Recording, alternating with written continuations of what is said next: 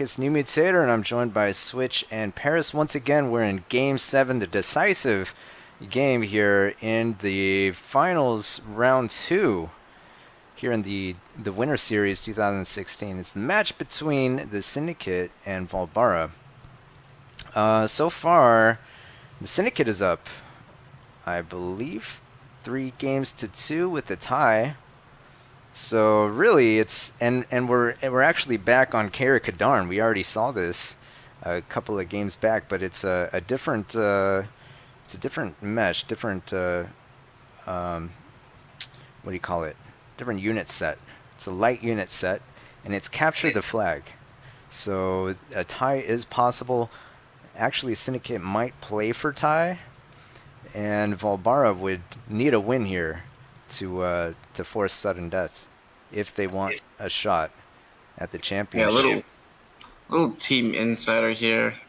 We're not. I don't think we were even playing for the win here. I think we were playing for the tie. We realized that Myth is a very unforgiving game, and if we just match them unit for unit as often as possible, then hopefully by the end of that, they just won't have enough to actually make a final push on our flag. So you guys, those trades reflect it. I mean, look at GKG picking up, lots of warriors, going much more offensive. Syndicate, on the other hand, Thrall. Look at the warrior split too. Paris taking like half of them, Rar the other half. I'm guessing just to entertain the opponent. well, actually having most of the warriors on a couple, instead of distributing them between 6 players, it's actually can be more effective for when it comes to defending a point on the map. Distributing them between a lot of players can be a good thing if there's multiple points on a map that you need to be, attacking simultaneously. But if there's really one, area, one point on the map that requires your attention, it doesn't really gain you too much to divide up all your units like that. So it might be kind of effective to split the warriors in the way that they have between 2 players. You'll notice that GKG's talking the strats over here. He's sending a force mid and south with only a scouting force north. So he's definitely playing for an aggressive juggernaut kind of maneuver. Yeah, I would imagine so. And really, he has some Thrall, but they're just going to be placed on defense.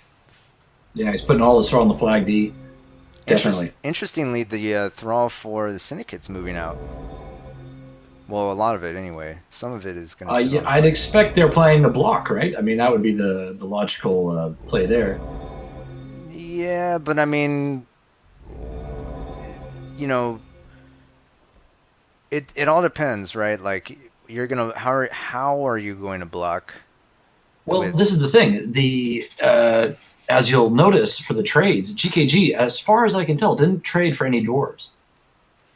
So again, he's thinking, yeah, right. So that's those Thrall are going to be able to really soak hard. up the that's the inevitable pus waves.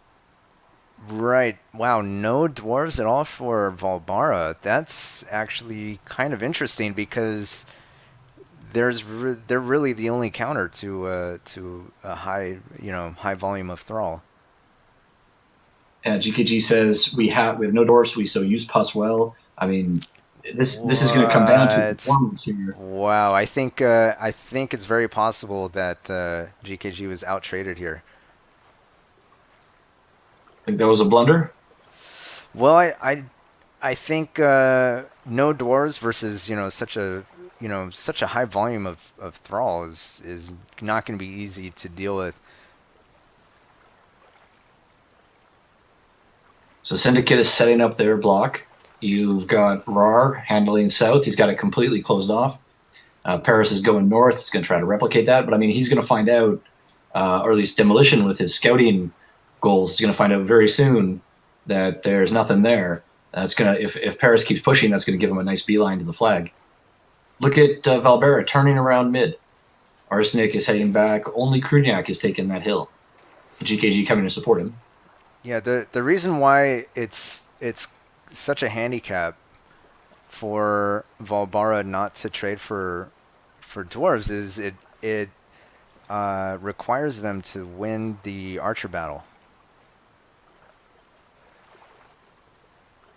There's really no Absolutely, yeah. there's really Or if they can sneak some pus in the backfield, maybe they can come in from behind. But with the way that Syndicate's locking down these entrances, it's not going to happen. well, no, if they want to have a shot of dominating the game, they need to win the archer battle. There's just no other way around it. Otherwise, the alternative is just to sneak away onto the flag and take it. But it doesn't look like they're going to have a chance at doing that, at least right now.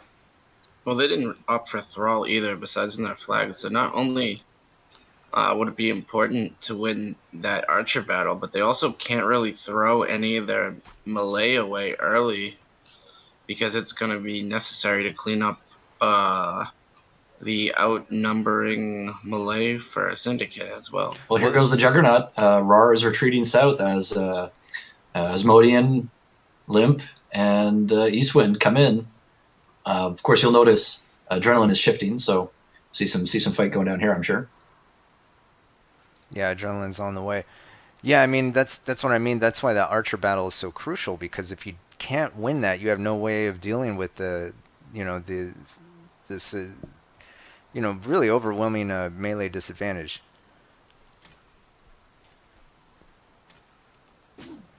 Yeah, Asmodian noticing that their mid is shifting south. This is going to put Vaalbara in a real hot spot here. They have to rush this successfully. Well, so far so good as Limp takes out a goal. And I'm pushing up in the north. Yeah, you got Arsenic blocking you, so I mean, it could happen here if Rat King can get in there with those goals too. Here we go, some pus going down. Those are demolitions. And it does. Oof. It's tough, but it might be set off by the fire here. No, I don't think so. Just out of range. GKG and Kruniak are putting one heck of a lot of pressure on. Uh-oh, Eastwind gets pussed. Adrenaline pusses. Frost.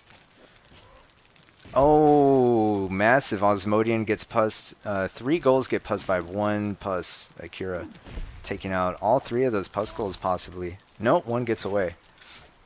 But it's red.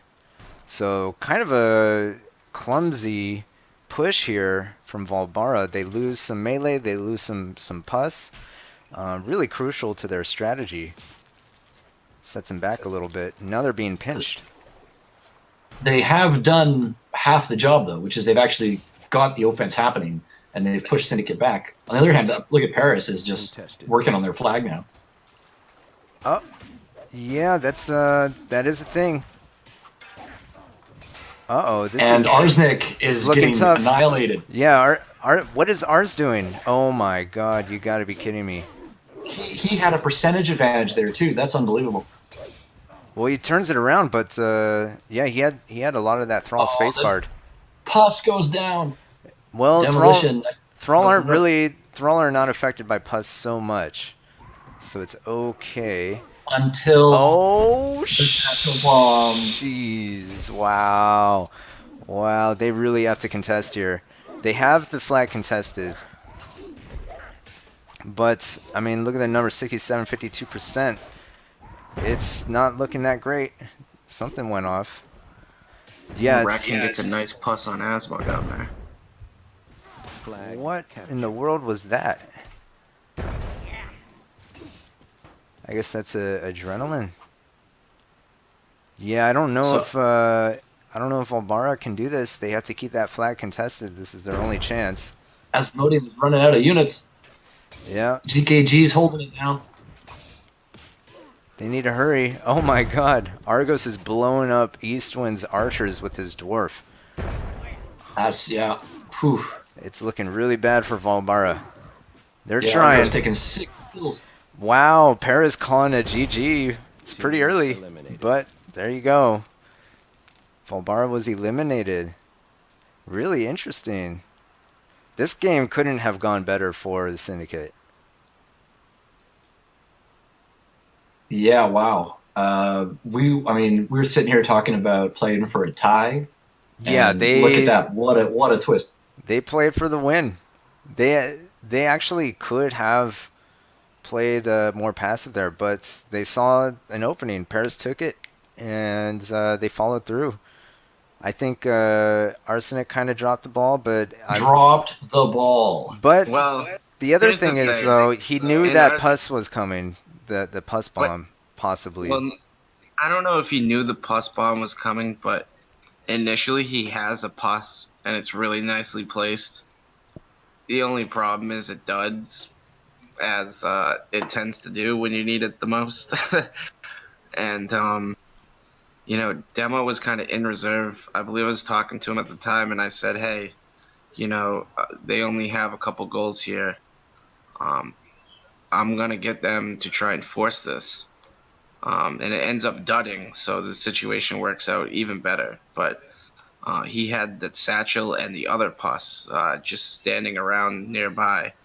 We were very well aware of that, so I was expecting all of my warriors to get pus, and then he was going to move in with his pus, and then satchel up, and then pus.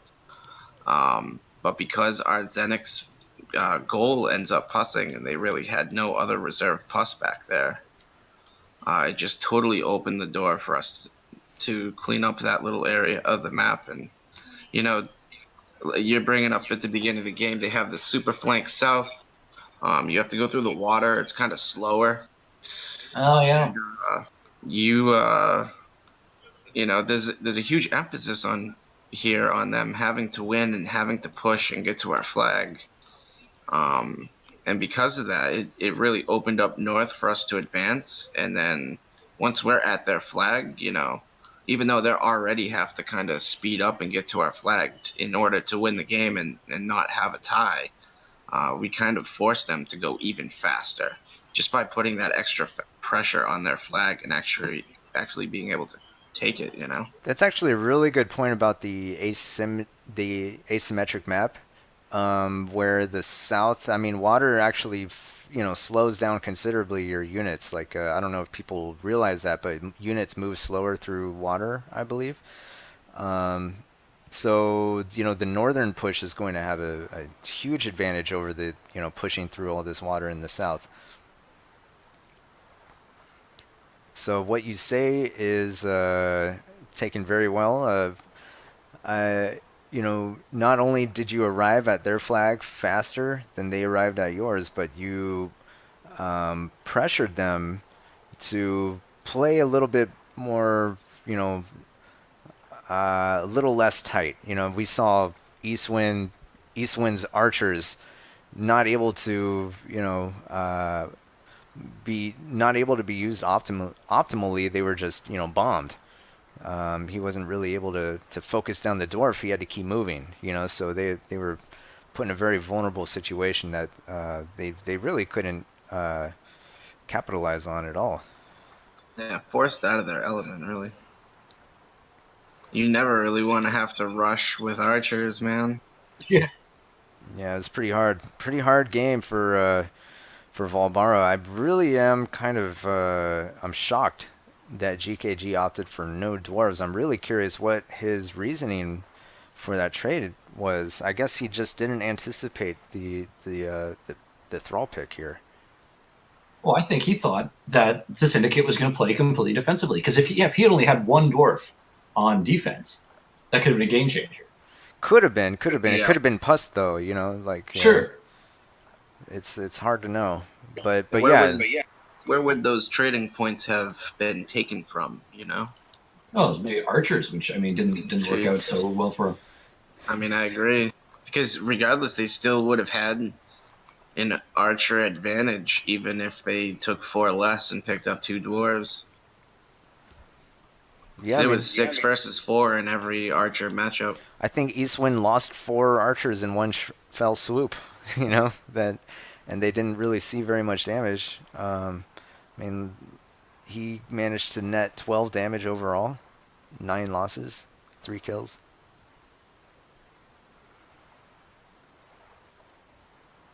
Yeah, how about those stats? I don't know. I mean, Arsenic had the most damage, but he had the most losses as well at 23. So, and he was flag defense. He ended up losing pretty handily. I mean, his Thrall being spacebarred was kind of a. I mean, I was a little bit surprised at that, uh, since he needed them to be, he needed to be using those Thrall to be chopping away at Paris there, but he kind of moved them in a little late. And look at Argos with some good numbers, Oh yeah, doing better than Paris for the damage. yeah. Argos did really well that game. Yeah, it's my buddy. Yeah, he did damn well. He did really good all tournament long. I actually felt like I saw some of the best play out of him. Um, I've seen on Myth from him. Uh, It was I don't know what it is. Maybe he was more hungrier than usual. Maybe he's just become a well, better player all around altogether. it was Argos that was bombing Eastwind's archers though. He just kind of ran Yeah, up on him. yeah. There's the damage. Yeah, I think because when GKG and Kruniak are pushing too, you'll notice all the body parts mid. Um, that's where Argos was taking a lot of damage there and losing a lot of units. Whereas Akira was kind of just staying alive and trying to maintain. Well, you notice he ends 1 loss, 11 survivors. Argos took the brunt of Kruniak and GKG's push mid. A noble sacrifice. Yeah, I was just thinking that very, very important to slow them down. Yeah, I mean, his dwarf has looking 6 at kills, so that's almost all his kills on that one dwarf actually. I'm just looking at GKG's. I think it's his archers here as they're being eliminated, and yeah, I mean, he's got a long way to walk. Yeah. Well, Kruniak's archers are disappearing as well a little bit further. But yeah, yeah. I mean, Those those archers were not very useful, at least in this game, as it turned out. So as you can see, GKG, Kruniak, Eastwind, all had archers, had about the same damage. But go ahead. I was just gonna make a dumb comment on how the team that starts with the campfires, if they don't attack the campfires, they always lose. Is that a real thing? Attacking the campfires? Yeah, you can do it. It actually provides some particle effects for your enjoyment, but Oh, yeah, that's I right. don't know. Superstition. Yeah, traditional. Well, interesting. Yeah, what I was pointing out was the players with archers, GKG, Kruniak, Eastwind, they all had about the same damage, 12, 13 damage. Not much more. Yeah. Everyone else did actually considerably worse than them. And then Osmo, one. who were the archer kill. players for saying it was Argos, Adren, and Akira are 3 A's, Huh. I believe. I think that's actually how Rat King passed those units out too. Was he was like, here, the 3 people with A's in their name take archer. But you'll notice Adren, while he has less damage than the other guys, he really gave, along with Roar, they really gave Eastwind, Asmo, and the other player south quite a bit of trouble having to push, especially when that one puss was able to puss the 3. Oh god, that was Akira. I mean, Akira's puss did that. I think he was screaming on VoIP about how happy he was. Yeah. Yeah, that was pretty Things like incredible. That Hey, what was sorry, go ahead.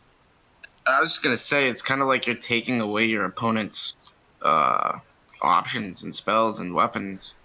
If your one puss is able to puss 3 goals, take out 2 more puss, and then one of those goals is only half health.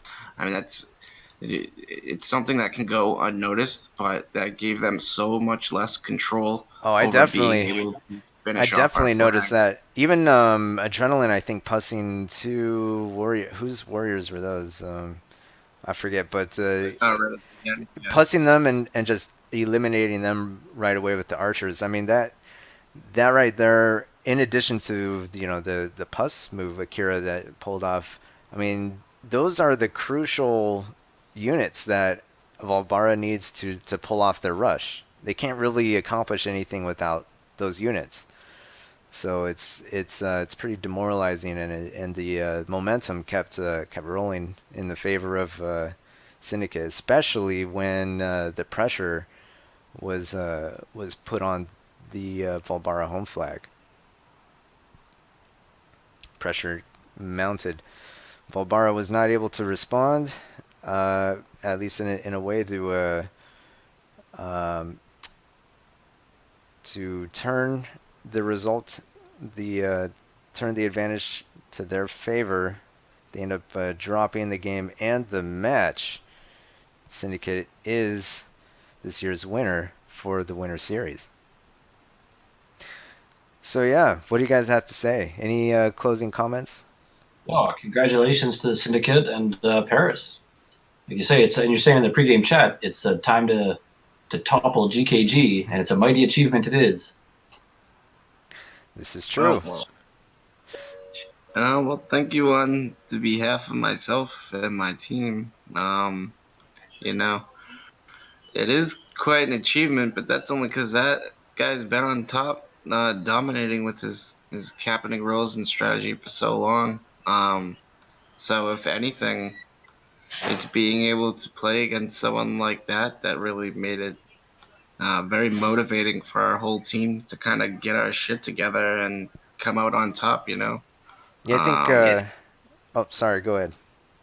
I mean, I'm just saying, whereas the two teams had two different approaches, whereas Sin is always kind of fighting an uphill battle throughout the entire tournament, besides, getting the forfeit victory from Vaalbara. After that, Vaalbara was really on top of us for the most of the tournament. Whereas Vaalbara kind of walked into it and they kind of said, hey, like, this is the same team we're against, and we're about the same team as we've always been. We know what we're able to do, and if we do it, we can expect victory like usual. So perhaps they were a little less motivated to beat Syndicate than Syndicate was to beat Vaalbara. I was going to say, what was Rar's reaction? Well, it's funny because, especially towards the end of the tournament, I at least personally noticed that Roar was probably the number one most motivated on the team. And I feel like being able to identify that really helped, because I would talk to other players on our team and I would say, hey, like, I don't think, anyone wants to win more than Roar. So, I think it'd be something if we could all get behind him. And you have people saying before and after the matches, like, hey, we're gonna win this for Roar. I think it first started happening that match where he had to drop all the time. So it was ironic because he couldn't even play and we had to win, for him in order to get to this point where he'd be able to play in the last couple of maps. So he was definitely pumped. He's excited, man. Oh yeah, I he know he's gonna finally take victory into Myth World Cup season, try to go for a repeat. he finally showed up for a finals and was able to be on the winning team. So that's good. Good So for him. what's next for GKG and Asmodeum? I guess we'll have to see come time Myth World Cup time. So Yeah, you would have to ask them. I wish they would have been able to show up for the cast, but it is what it is. Indeed.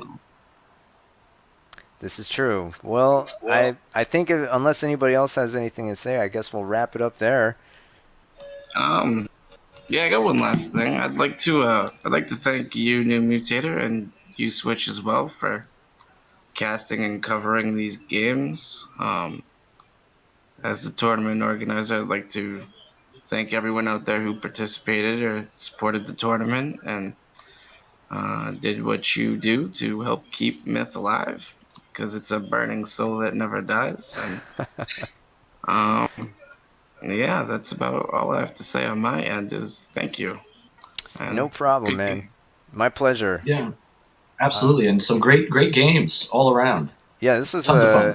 this was an excellent match. I was very pleased with the high level of play from both teams, actually.